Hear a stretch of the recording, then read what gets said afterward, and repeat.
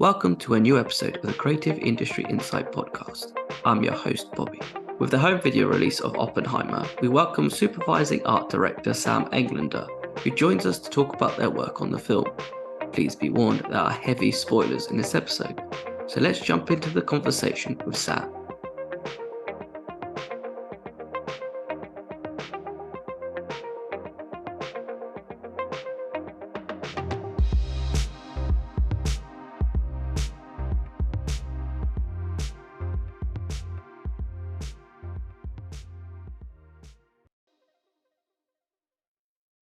Hi, Sam. Thank you for joining me today. Thanks so much for having me. We're here to talk about Oppenheimer, which has come out recently and gone against Barbie, where we've had Barbenheimer together, and it's kind of created a massive snowball effect. And I think people have sort of come back to the cinemas for the first time since probably the pandemic. And I don't think I've seen a buzz like this in a long time. So it's been interesting to see. It must feel very different to experience it, knowing that you've worked on one of the films. Yeah, it's been so fun. It's always exciting when there's buzz, and then when there's buzz about two giant, but also kind of opposite projects at the same time. And you get these kind of mashups of people wearing hats and pink blazers. And it's a fun crossover and very unexpected crossover kind of event. So yeah, it's been great. And the buzz is great. Like you can kind of only hope for that kind of exposure. So Yeah, I just think like when you go online and just see all the memes, the videos, all the different things that people have done to sort of celebrate it and do it back to back. Even I did it. I did so Oppenheimer in the morning and Barbie in the evening, and that was like I can't. Yeah, the cinema had like 700 people in it. I couldn't believe it. I was just like, wow, this is nice. crazy. Yeah. I know people who did double headers kind of like you. You had a little break. I took a week in between. It's a long time to be in the movie theater, but yeah, it was awesome, and it was still packed. I saw Oppenheimer opening weekend and it was packed. And then I saw Barbie the following weekend and it was still just as packed, and people were still dressed to the nines for the film. So it's been really awesome to watch. Yeah, and I think as well, like in terms of like having people go back to the cinema and be interested in coming to the cinema is always great to see, as there's always been quite hit and miss depending on the film, as we've seen over the summer, and hopefully long may that continue. Yeah, absolutely. Before we jump into the project, your title on the film was Supervising Art Director. Now, this is the first time I've got a supervising art director on the show. Can you tell us what the job entails and what your responsibilities would be? I think like so many roles, there's a million ways to do it, and people do have kind of their own way of making it work, and it always depends on the designer you're working with and the producers and all of that. Kind of you're pretty flexible with the way that you sort of get things done, but sort of generally you're the production designer's sort of right hand, and you're paying close attention to the crew, the art department crew, and how we're structuring their kind of work schedules and what parts of the film and the sets that they're working on. So it's a lot of budgeting the labor that we have allotted to us in the most fiscally responsible and also like logical way based on the schedule and just the amount of work that needs to be done. So it's paying attention to all of that stuff, which is probably my least favorite part. It's a lot of like calendars and flow charts and assigning people portions, and that can be its own balancing act because you want to give everyone something like interesting and meaty to kind of chew on, but not everyone gets to work on the bomb.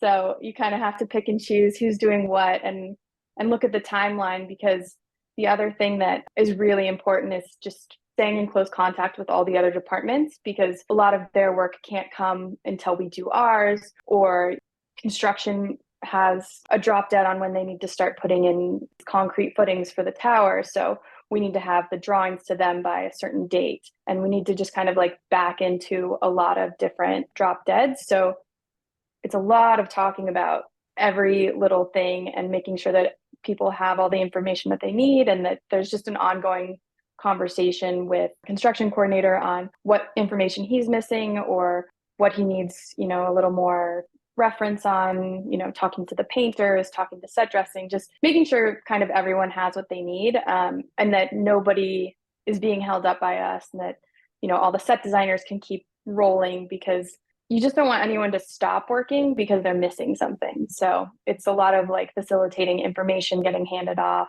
and checking in with people like, oh, did you remember that this is happening? And trying to do that without being totally micromanaging and annoying about it.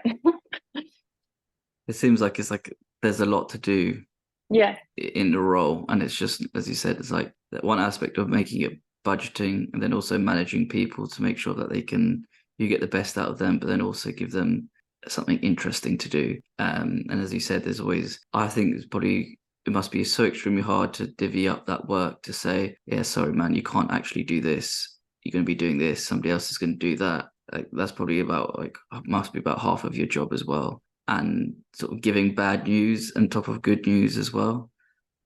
Yeah, I mean, it's all of those things, especially on a project like this, and most projects, you kind of start with this dream of what the world's going to be, and oh, we're going to deliver absolutely everything that's in the script and in the references, and it can end up being quite a huge task that you've bitten off, and then you start looking at what you can accomplish with the finances that you have, and a lot of times it ends up shrinking a bit. So the amount of work that you maybe thought you had in the beginning can sometimes shrink pretty quickly, or you end up going to locations instead of building so much of the world. So sometimes a lot of the builds can turn into location work, and then that means that there's less for the set designer to do, or it's different work. It's like plugs instead of creating this whole structure. So it's just being kind of on top of that, and also managing expectations. And everyone that we work with they're such pros that they're used to sort of the changing brief. You get attached to what you're working on, but they're okay with changes as they happen, and maybe making a smaller set or having a smaller role for a specific scene, if that makes sense.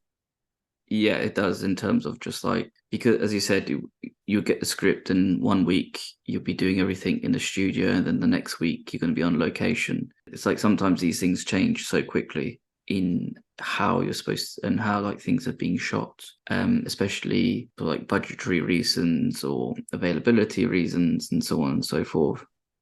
Yeah, exactly. Like in Oppenheimer, initially we built the whole town on this mesa that it's not where the real Los Alamos is. It's kind of an hour away, a place called Ghost Ranch. And it's absolutely gorgeous. And we built the whole town up there. And initially we were going to build all of it, like Fuller Lodge and Oppenheimer's house. And to make things more streamlined for the schedule, it would mean that we wouldn't have to move.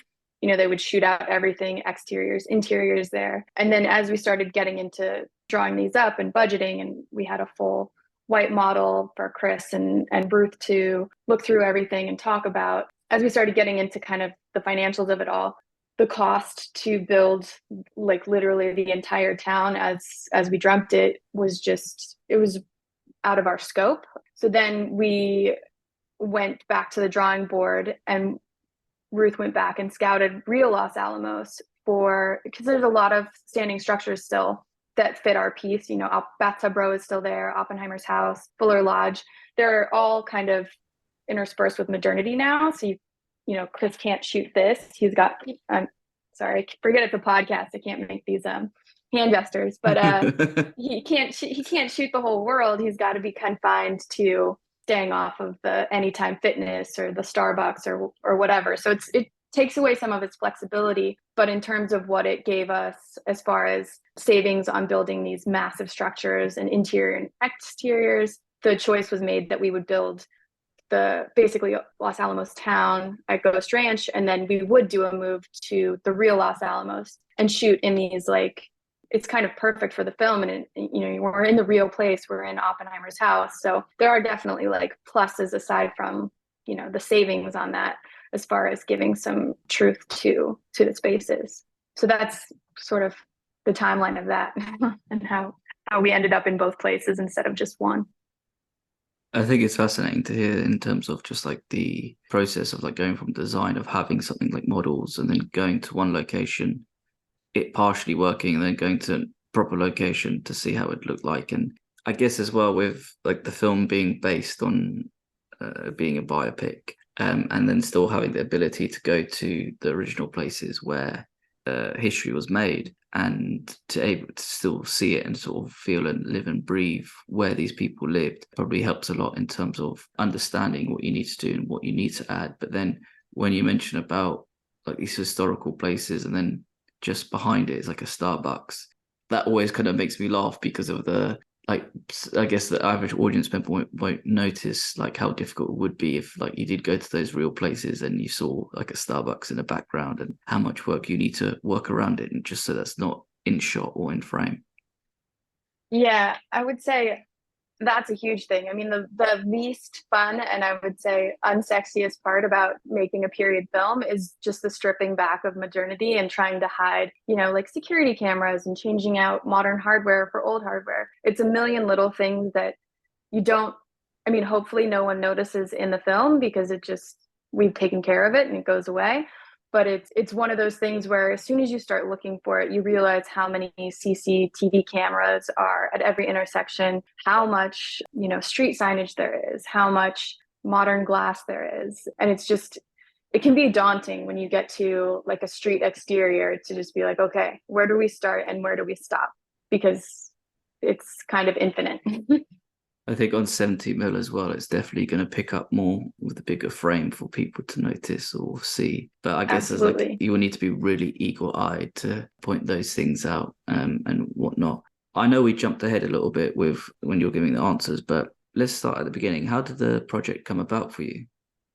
I was working with Ruth on Nope, and we were sort of finishing that up, and everyone was talking about kind of what their next project would be and what's happening next. And at the end of a project, Nope was pretty intense.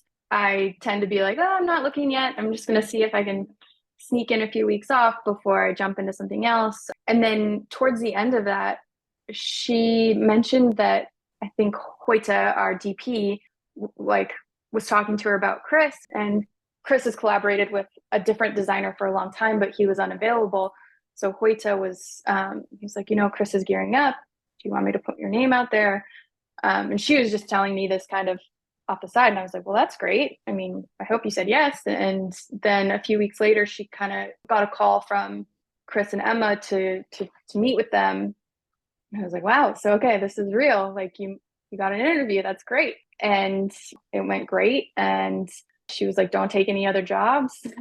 And, I was trying to get from her kind of what it was about. And I think so Hoyta's worked with Chris quite a bit, done Tenet and Dunkirk and a bunch of his projects, and he carries the same gaffer and grip department. So we were working with all of those guys on Nope, and those guys already knew they were going to Oppenheimer. And then we found out we were going to Oppenheimer. So for a while we're all driving out to Agua Dulce, which is where the Nope sets were, we're all listening to Prometheus, the biopic, on our headphones through Audible or whatever, trying to get like a head start on it. And those guys were so great. They were just kind of telling us how Chris works and what to be prepared for, and just really, I think, pulling for us to jump in and kind of have a successful experience, because you hear about the Nolan sets with no video village and no chairs, and it's hard to really imagine what it's like. So having them kind of have our backs and give us the scoop was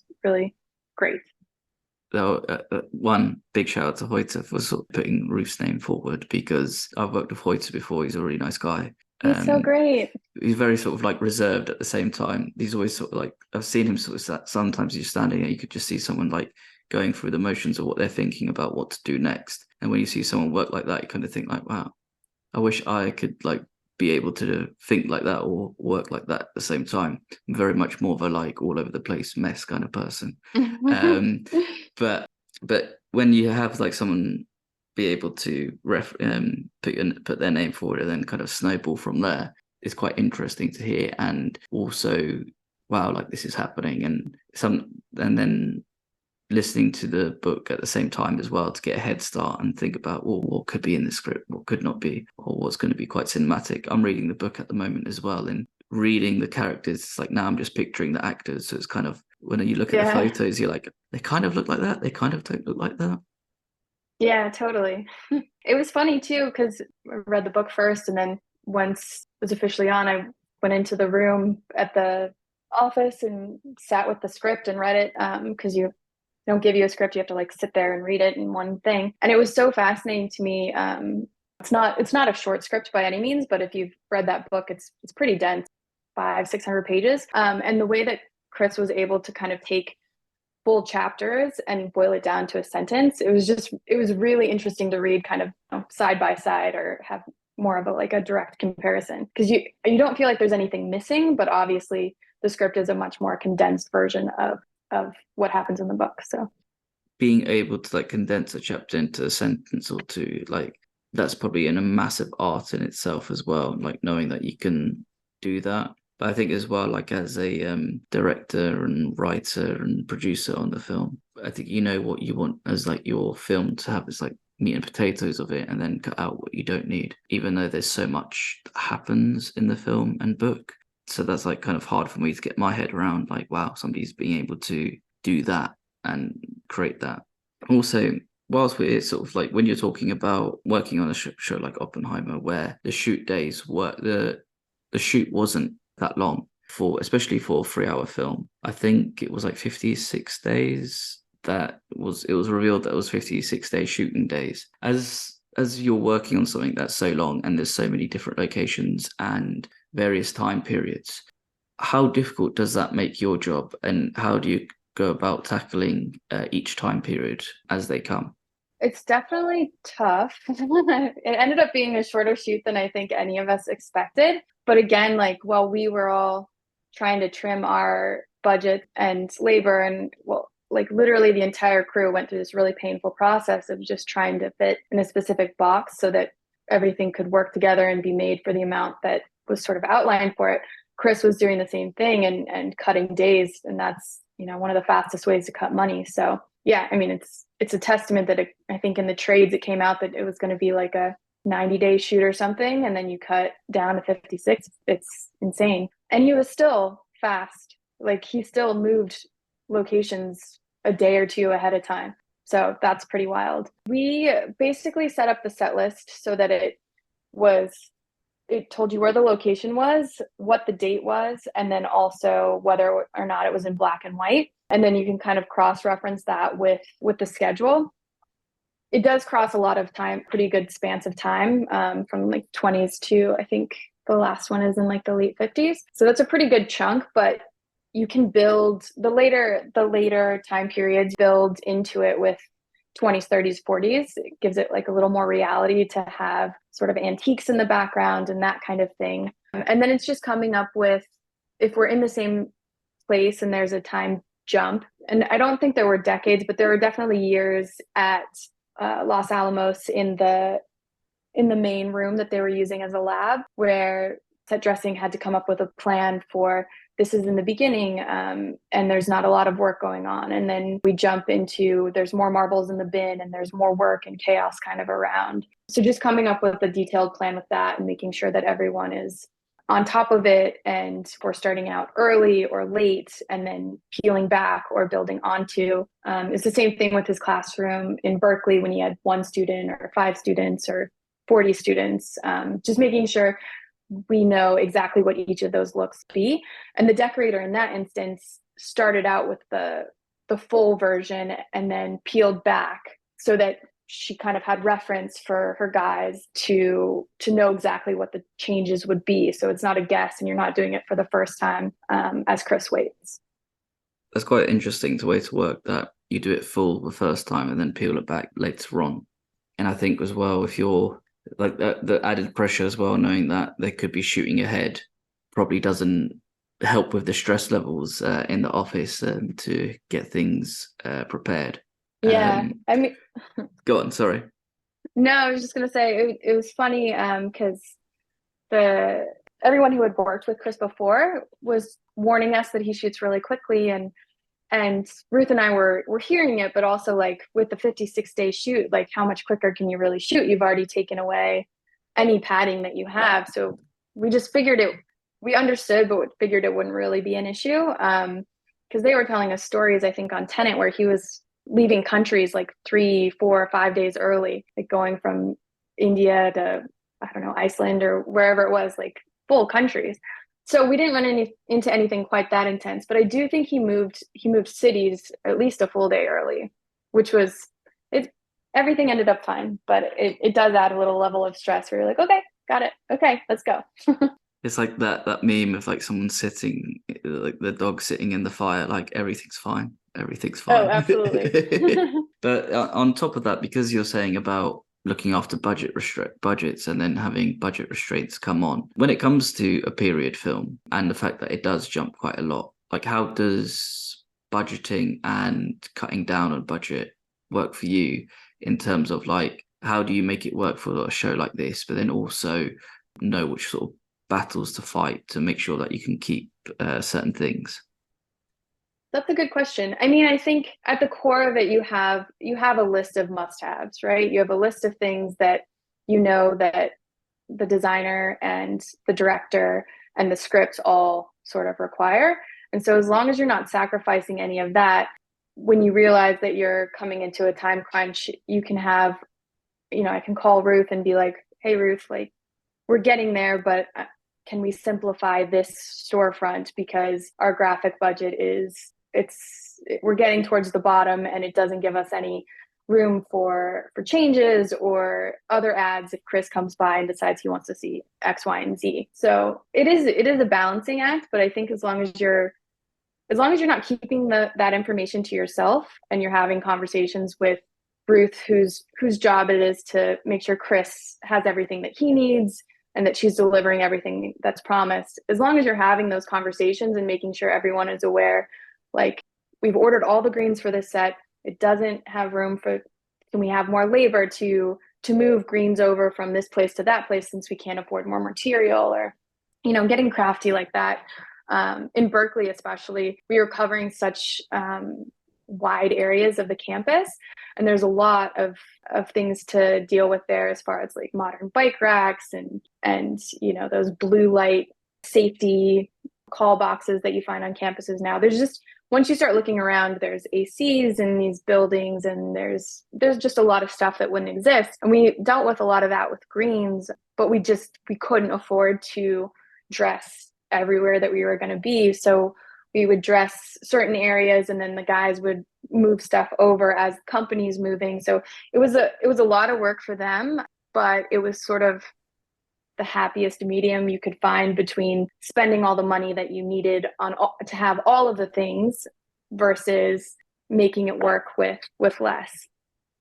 I can imagine that, like keeping on top of these sort of things, because knowing like let's be honest, no one likes to sort of keep, when it comes to figures, it can be sort of difficult to sort of keep your head around it and keep on top of it, because at times there's things where you will sort of need to sort of concentrate on doing it, and then sometimes the accounting and side of it sort of takes a back seat, and then it's like, oh, if you're working away on it, there's always like a way of like clawing it back and being able to keep on top of it at the same time. Totally. And with project as sort of prestigious as a Nolan film, you want to deliver everything. We in the script there's two different cyclotrons. We ended up making one and just kind of redressing it. Did we want to make two? We had drawings for two, but at a certain point it was, do we want to pay for two and then maybe take away for somewhere else? And Chris and Ruth talked about it and it turned into like, it's not about the cyclotron when it comes down to it. It's about everything else that's going around that piece. So let's redress it, let's repaint it, let's make it work, and let's put that money somewhere else where it's going to have a bigger impact on the camera. So just out of curiosity as well, are you involved in the drawing process and designing what sets would be like and what the measurements would be and what to scale your drawings would be? in a sense, so it's very collaborative. And we had an amazing researcher, Lauren, who kind of pulled we referenced her work every single day. She was just indispensable to the project. And she was able to find a lot of original drawings and original schematics for the cyclotron and for a lot of the buildings at Los Alamos. So we utilized those and then sort of Frankenstein them to our own needs, because we didn't need to build something as massive as their cyclotron building, and we didn't have the money to make like smokestacks and full on structures. We couldn't accomplish everything that was in the original, but we started with her stuff as a base and then would pass that off to the set designers. So I was very involved with talking to the set designers about like what we needed. These are the details that we're seeing everywhere. So this is the language of the town, and this is kind of what we're leaning into.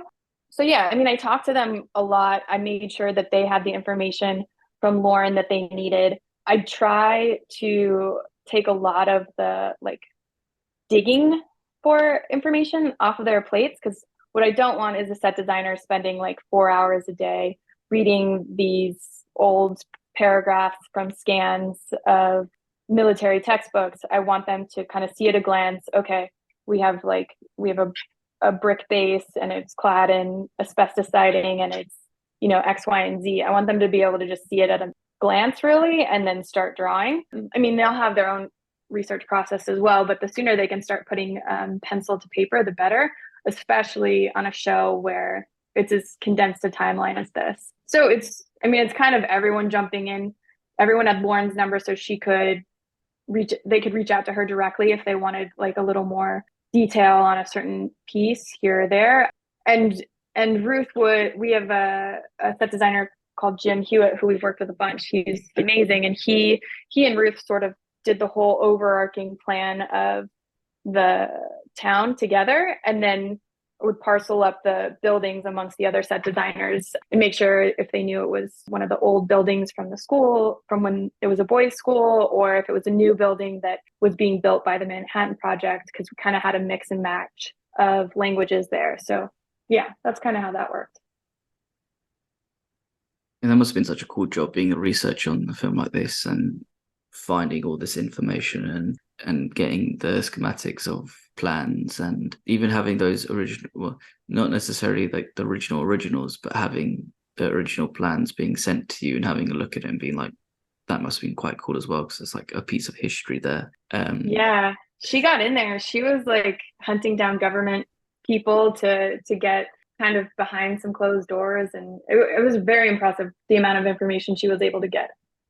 I wonder what like people who were holding on to these sort of things or had them in if they're in sort of government records and whatnot. Like, I wonder, how do you open to it? Like, hi, I'm coming from a film to look at these things. Are we all right to look at them? It's like, can you tell me about the film? It's like, no, because it's all under Yeah. wraps. Yeah, I went out to Los Alamos my first week, like officially on, just to take pictures. And I can't remember how I got in touch with him, but there was a guy called Jonathan who was from the Los Alamos lab, who was super helpful. He took me around we went to the museum together, and he was just kind of telling me all about the different parts of the project. And I gave Lauren his contact card, and I know he was super helpful in getting her items that weren't on the internet. He there was a approval process for some of the stuff, but he really hooked us up. I think as well, like as a when you talk to somebody like that, like the amount of information that they have, or just them being the fountain of knowledge on these sort of things, probably opens up a lot of doors as well in things that you might not consider as well. Mm-hmm. Yeah. And on top of that, I always find as well, like when you talk to people in museums or exhibitions, sometimes you don't realize who you might be talking to, because I think there's some instances where we've spoken to people and it turns out like their granddad might have been part of it, or they've been part of what was happening or what the exhibition is. And then you kind of just like, you're like a kid sitting down, like the story time, just like in awe of like what people are telling you and the information that you're getting. 100%, especially when we were shooting in Los Alamos, because people always kind of gather to kind of see what's going on. And a lot of those people just looking on were from Los Alamos. And if you're from Los Alamos, you're not very far removed from the people that worked on the other side of the fence during this time, and even currently are working in labs. So yeah, super interesting. There was something else that's come to mind that I've kind of was thinking about. And when you go onto location recce's and tech recce's, when you have something already in mind, and then once you get to the location, it's not necessarily correct. When you go about sort of like taking that information from recce's and then sort of communicating with your team. How do you go about doing something like that? And then how difficult is it that you sometimes have to go back to the drawing board to start from the beginning again? So the way it worked is Chris and Ruth sort of scouted everything. They had quite a few weeks before anyone else started, where they just had time to themselves to talk about the film, to talk about the design, to really dig into what every scene was and what that should be. And they scouted everything before we started. And there were a few things that during the course of filming that ended up changing because contracts didn't go through or whatever. But like they went to DC and looked at the real Capitol building and I think they asked if they could shoot there, and the answer was absolutely not. But they took photos of sort of what they wanted while they were there. They went to Princeton, and then they spent time in New Mexico. Once we found out we couldn't shoot in DC, it became, you have to find DC and New Mexico, and they found those buildings in Santa Fe and Albuquerque. So what I get is I go through the set list with Ruth, and she's like, this is X is happening in Santa Fe in this building, Y is happening here in Albuquerque. And we'll go through the pictures together, and I'll get a list from her of the changes that she is envisioning. And then I'll put together kind of a packet for our team, so they know we're painting these walls, we're putting a plug in here. And I like to think of it as sort of like, if I get hit by a bus, then everybody has all the information. So I put in a plan and notes for every department, and kind of try and make it as like idiot proof and like basic directions as possible. And then there are instances where you get in and once you're in there, maybe we thought we could take a mural down, and now the location is saying that's not allowed. So we'll have to figure out, okay, well, we need to clad it, but we can't make any holes. So talking to construction about how we're going to do that so it doesn't fall on anyone and it's safe and the artwork is protected. So there are instances where that comes up, but we try and go into a location with as much information and as much of a plan as possible, so that when it comes down to stuff that's on the fly, it's the stuff that you truly didn't see, like the camera in the corner or, the broken door that we need to replace or something like that, versus reconceiving the entire space or the entire sort of way in which that set was supposed to work. Okay, because I know like things will always change, especially on recce's, and when you're looking at certain spaces and how you're going to work in them. And then hearing that Christopher and Ruth had some sort of extra time to go around and look and sort of decide. It was quite, but then on top of that, being told no by the Capitol building not to shoot there, which like it's like UK probably the equivalent of shooting in like Houses of Parliament, for example. You'd probably have to build that rather than be allowed in to shoot there. But on top of that, like, as you said, there's important is to sort of get everything done on what you need in those locations, and then if there is a small oversight on stuff that just might happen at the time or pop up during the time, it's just being ready to just take them out if it need be or not. Yeah, I mean, I try and get as much information from the designer as possible on what they want, because by the time we're prepping it, they're usually opening set, and you don't want them to have to worry about the install portion of it. I want them to show up and be like, oh, that's not quite what I was thinking. Like, let's make this adjustment. But I don't want us to get the space to be able, and I don't want the space to come to us and then we have no idea what's going on and then have to sit there with the designer and figure everything out. I want the footwork of that to be done like well in advance, so that it's surprises that we're dealing with and not like the whole concept.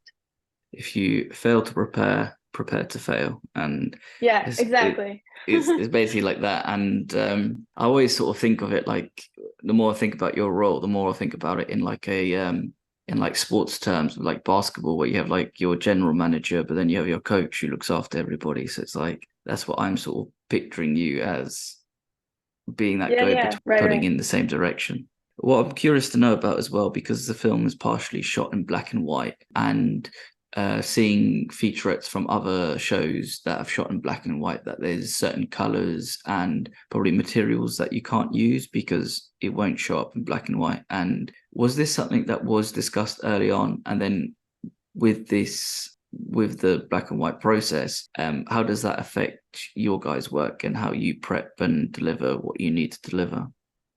I mean, we always knew it's in the script, what scenes are black and white and what are color. So we always knew that would be a thing. And as we were scouting, it actually helped us in a few situations because there were a couple locations that Ruth wasn't crazy about the color of the walls or the color of the carpet. But just remembering that, the scene's in black and white, it's not a great shade of green, but it's a perfectly fine shade of gray. So that kind of mitigated the work in some areas. And same thing with carpet. Like it's a really bright blue for the time period and for sort of the seriousness of the scene, but everything's in black and white. So it's a totally fine shade of gray. So there were some silver linings to that, but it is something that we were kind of constantly aware of because it gets confusing when we're not always filming in script order. So it's like, okay, it's color now, it's black and white here. There were only a couple places where we were in both black and white, and that was where we had to be careful just to make sure that we weren't leaning too much into things are going to be fine because it's black and white. But we do have a scene where it's in color, so let's make sure that we don't have bright red crazy curtains or something like that. So just not sitting back and taking any of the spaces for granted and just double checking. With when there's the change in between, knowing that there could be a scene. I think one of the scenes is like the not courtroom, but it's like the hearing where Oppenheimer basically debunks Strauss's, like they're in a hearing and he sort of debunks him and makes him look a fool. And that sort of cut between black and white, and then later on in the film it's in color. That must have been quite challenging, knowing that like it's going to be shot in both ways, but then you have to be very particular about what you choose and what you can't have in there as well. Yeah, and I think the decorator did a great job of just find something that's period appropriate. And most of the stuff I would say they found was it was period, so it couldn't be inappropriate. It works in black and white or color because it's not a replica, it's not plastic, it's the right thing for the time. So you sort of, in doing it right, in just doing it right full stop, you've done it right for black and white or for color.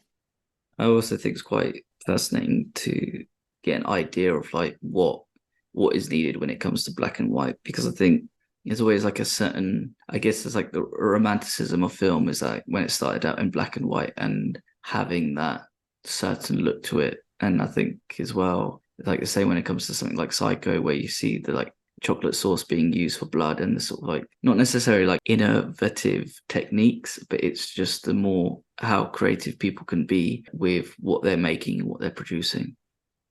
Yeah, totally. Just to hit with my final question, what was your favorite set to be involved with, and what was the best one, do you think, translated from page to screen?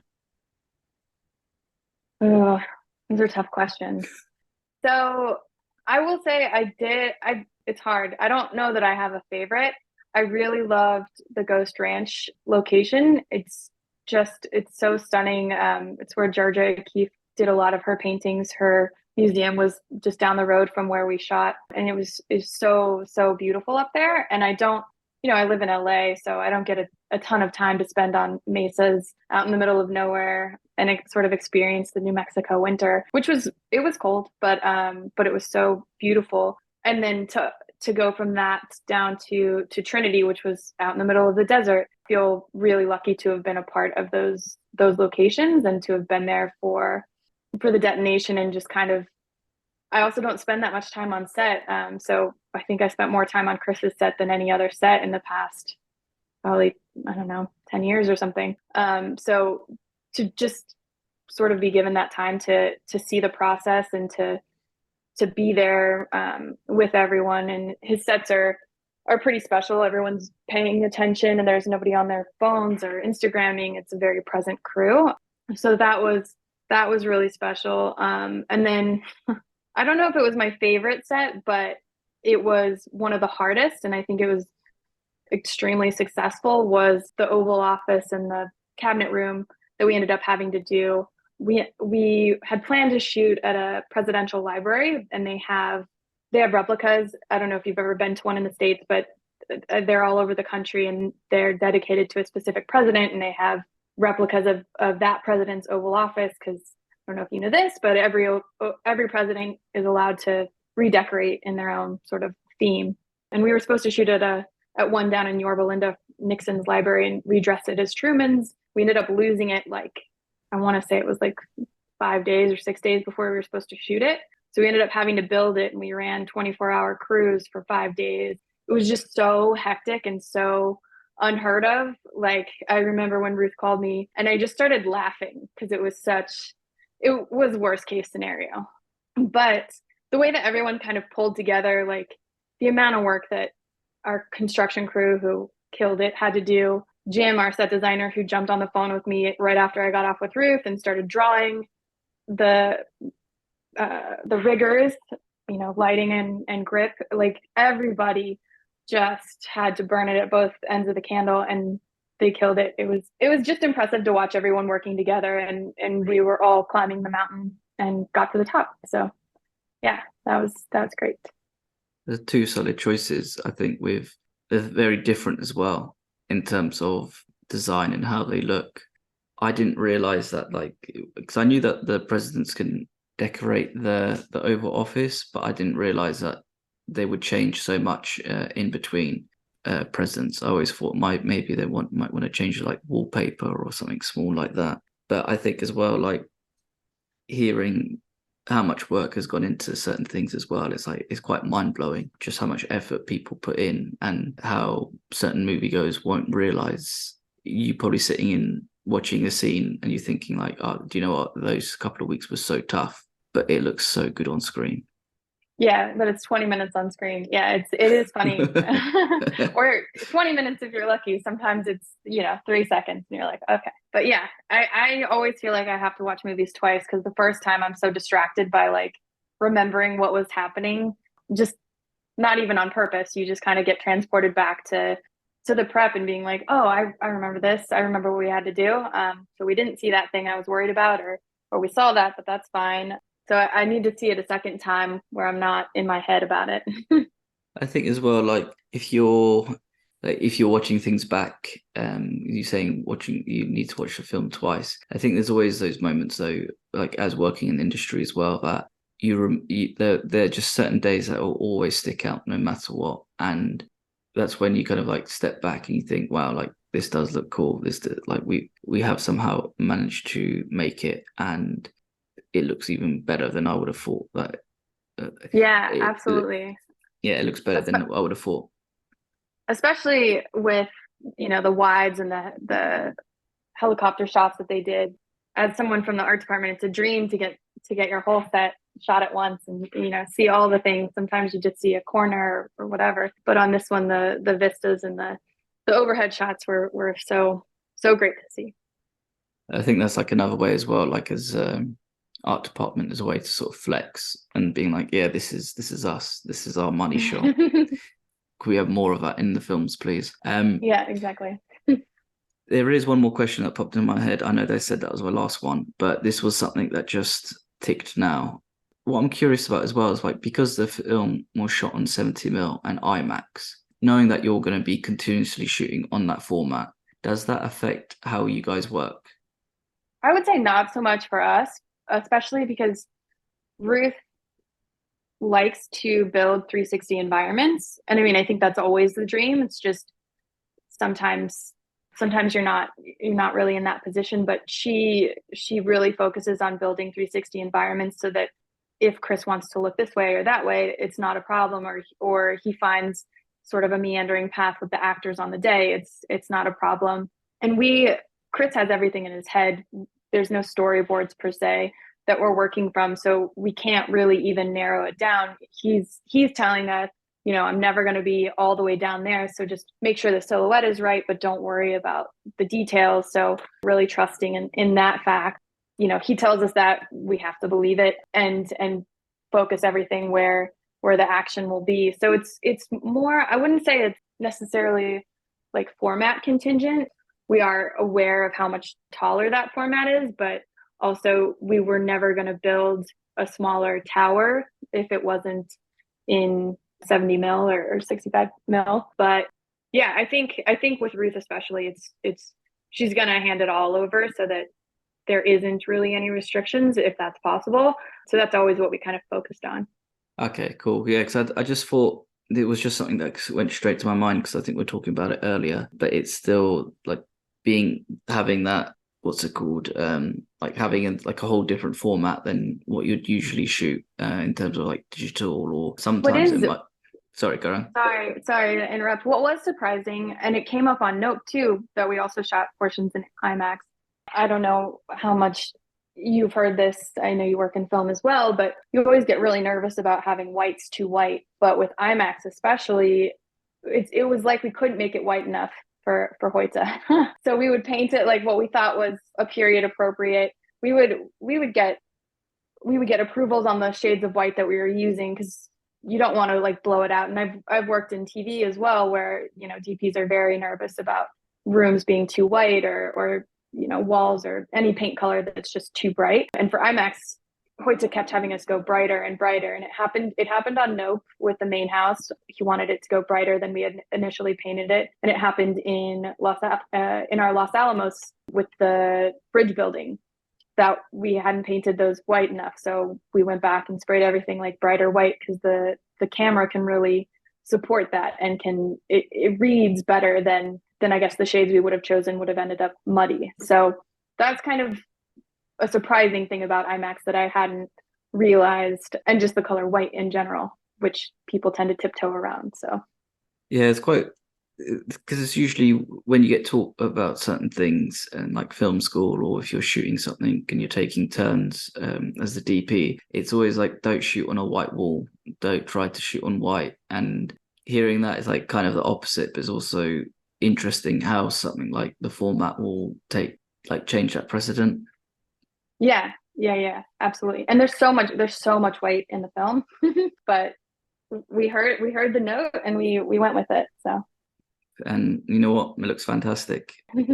Sam, thank you so much for your time today. Oppenheimer's still in cinemas. Make sure that you watch it on the biggest screen possible and the best format possible. Thank you again for your time. Thanks so much for having me. Thank you very much. You take care, and bye-bye.